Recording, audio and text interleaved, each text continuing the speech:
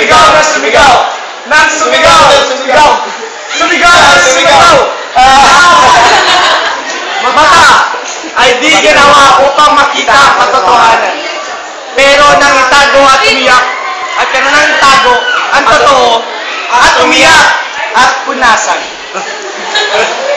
At kamay ay di ginawa para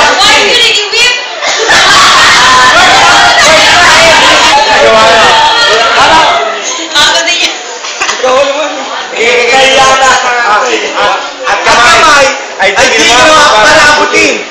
Pero upang lumaban, ito ay di patapos. Ito ay unos. Ito ay tinatawag na digmaan.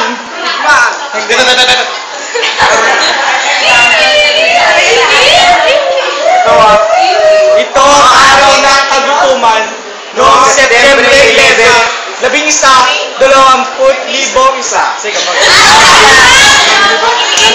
Nang mahirap lamang umanggap patungo sa buhay, ang Estados Unidos ng Amerika, ang sentro ng pandaigdigang kalakalan, ay sabog! Dapat basa. Tranquility at harmonidad ay nawala.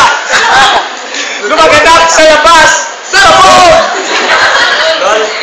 Mga buhay ay nawala sa isang kisak mata. Inay namatay, amay nawala, at kapatid ay naghirap. Namuhay ng parang at piraso ng isip at pagpapa. At ang parang ay lalito, terrorismo! Terrorismo! Terrorismo! Hatid na kapangyarihan ng indescribable greed. Ito ang simula ng ikatlong digmaan. Simula ng ikatlong digmaan. O ito'y ang magiging profesiya ng Nostradamus.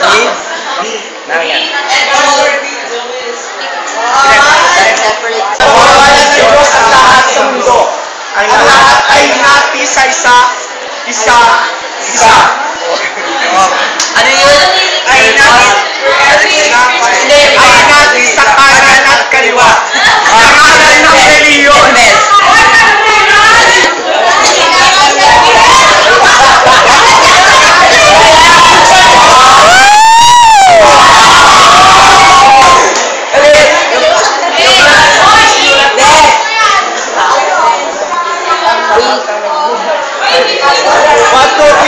At ang lahat ng buhay ay nag-exist. Nagmula sa isang kalbalikha, terorismo, pagdanak ng dugo, pag-ulan ng bala, bomba at missiles, biochemical armas, at kasadayan. Ang istorya ng lahat ng tao na biktima ng terorismo na nagsimulang maglakad sa iyo ay namatay sa panginginig sa lamig at nawalan ng buhay. Umalis ka sa aking buhay. Umalis ka sa aking buhay. Ako'y nandoon. At ikaw, magkakaroon ka ng katapusan.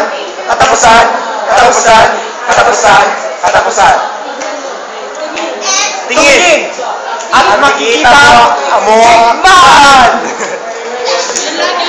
Hindi na. 1, 2, laman at galit ka. Laman at galit.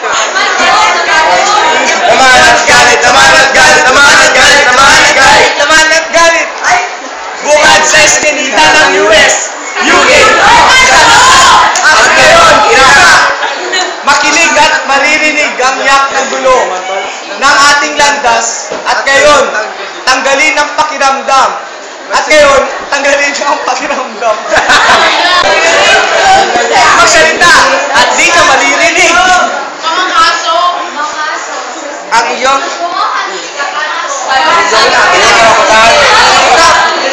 iyong karapatan ay hinati sa ibang utang.